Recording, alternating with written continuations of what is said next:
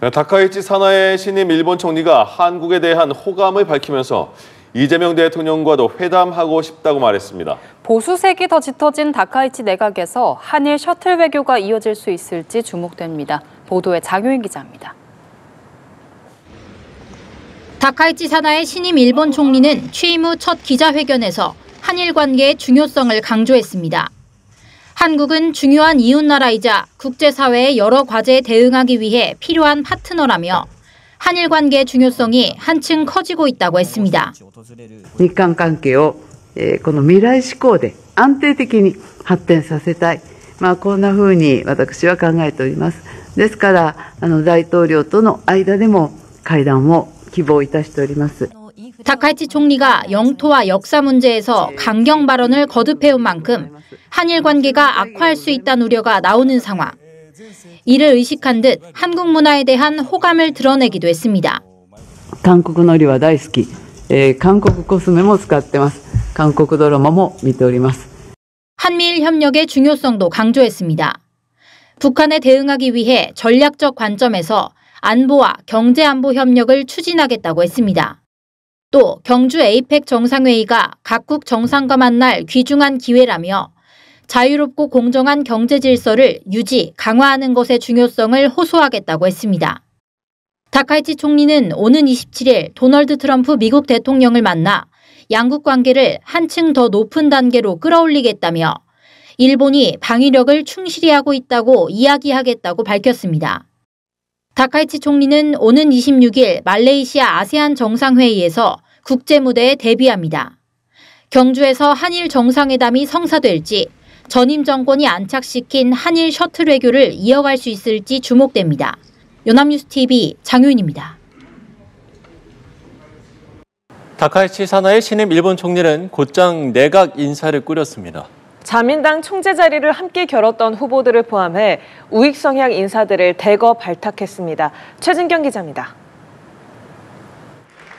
사상 첫 여성 일본 총리가 된 다카이치 사나의 총리는 곧장 내각 인사 구성에 나섰습니다. 강경 보수 행보를 보여온 다카이치 총리는 첫 내각의 우익 인사들을 대거 앉혔습니다. 정부 대변인이자 내각의 2인 자격인 관방장관은 기하라 미노루 전 방위상이 이름을 올렸습니다. 기하라 전 방위상은 2차 세계대전 A급 전범이 합사된 야스쿠니 신사를 자주 참배해온 정치인으로 지난해 현직 신분으로도 참배했습니다. 私人の立場で私費にて支弁をしたと思います。韓国とは引き続き関係を強化していくつもりです。 당시 우리 정부가 유감을 표명했지만 내정 문제라면서 생각을 바꾸지 않겠다는 입장을 밝히기도 했습니다. 앞서 다카이치 총리와 자민당 총재 자리를 두고 양강 구도를 이뤘던 고이즈미 신지로 전 농림수산상은 새 방위상을 맡았습니다. 고이즈미 전 농림수산상 역시 올해 패전 이래 야스쿠니 신사를 참배하는 등 우파 색채가 강한 인물로 평가됩니다. どの国であっても国家のために命を捧げた方に対する礼を忘れないこと、このことは重要なことだと考えております。 또 다른 총재 후보였던 모테기 도시미스 전 자민당 간사장은 외무상이 될 전망입니다. 모테기 전 간사장은 과거 한일 위안부 합의를 둘러싼 당시 우리 정부에 대응해 한국에 의해 골대가 움직이는 상황이 늘 벌어지고 있다고 말하면서 갈등을 빚은 적이 있습니다. 또 지난 2011년 주한 일본 대사관 앞 소녀상 철거를 요구한 가타야마 사스키 전 지방창생상은 재무상으로 발탁됐습니다.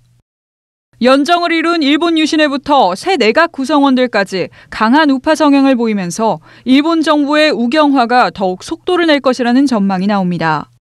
연합뉴스TV 최진경입니다. 이재명 대통령은 오늘 일본의 새 총리로 선출된 다카이치 사나의 집권 자민당 총재에게 에이펙 정상회의가 개최되는 경주에서 직접 만나 건설적인 대화를 나눌 수 있길 고대한다고 밝혔습니다. 이 대통령은 오늘 오후 SNS를 통해서 다카이치 총재 취임을 축하하며 이같이 전했습니다.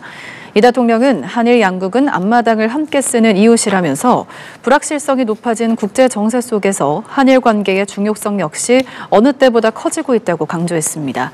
이어 셔틀 외교를 토대로 양국 정상이 자주 만나 소통하길 바란다고 당부했습니다.